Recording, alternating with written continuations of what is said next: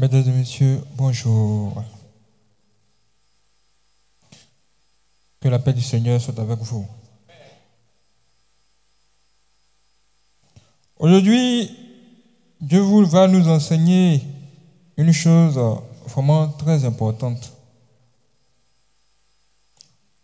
Le thème de ce matin s'intitule « Même chez Dieu, il y a des conditions ».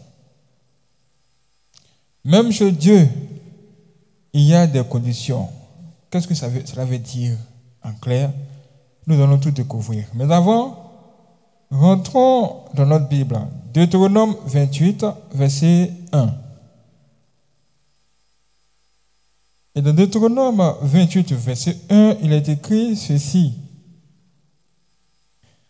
Si tu obéis à la voix de l'Éternel, ton Dieu, en observant et en mettant en pratique tous ces commandements que je te prescris aujourd'hui, l'Éternel, ton Dieu, te donnera la supériorité sur toutes les nations de la terre.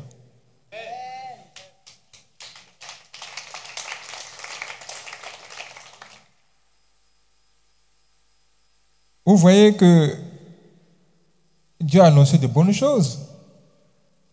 Ça, ce sont de bonnes choses. Mais il dit quelque chose d'abord. Il dit que pour que ces choses-là viennent à toi, il y a quelque chose que tu dois faire. Il y a une condition. C'est pourquoi il a commencé par dire si. Il dit si. Si. Pourquoi le si? Pourquoi? Cela veut dire que ici, tu auras un choix à faire parmi deux. Et en fonction de ce que toi-même tu choisiras, il y aura des conséquences. Vous voyez?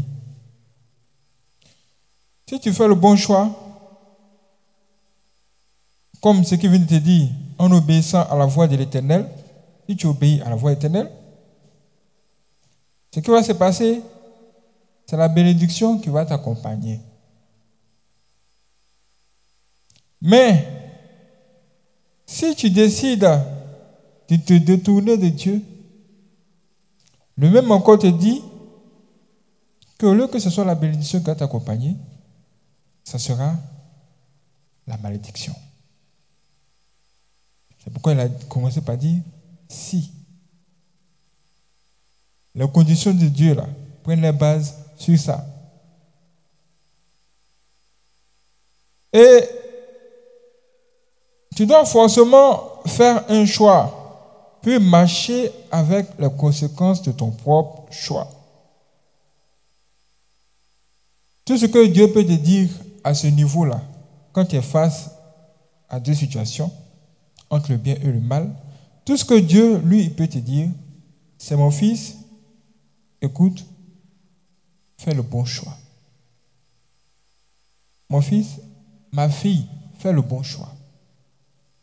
Cela veut dire quoi? Il te laisse le choix. Il te donne l'opportunité toi-même de choisir l'orientation de ta vie. Est-ce que tu vas aller dans le problème? Ou est-ce que tu vas aller dans le bonheur? Maintenant, quel choix vas-tu faire? Après, quand on regarde, on voit que cela soulève le problème de choix. Les gens ont des difficultés à choisir et effectivement, ce n'est pas facile de toujours faire de bons choix. Ce n'est pas toujours facile. Il y a des gens sur la terre qui ont à la base un mauvais esprit. Les gens qui ont un mauvais esprit là.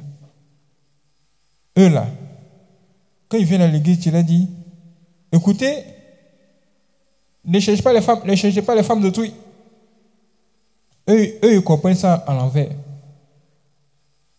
Eux, dans leur tête, c'est comme si tu disais, chercher les femmes d'autrui.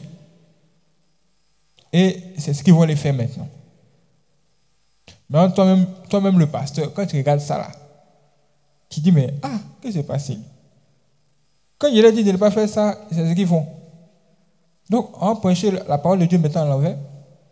On va maintenant dire aux gens, cherchez femme d'autrui. Maintenant, ils ne vont pas chercher femme d'autrui. Pour que tout soit correct. Ça veut dire que le diable a vraiment mis un désordre. Un désordre.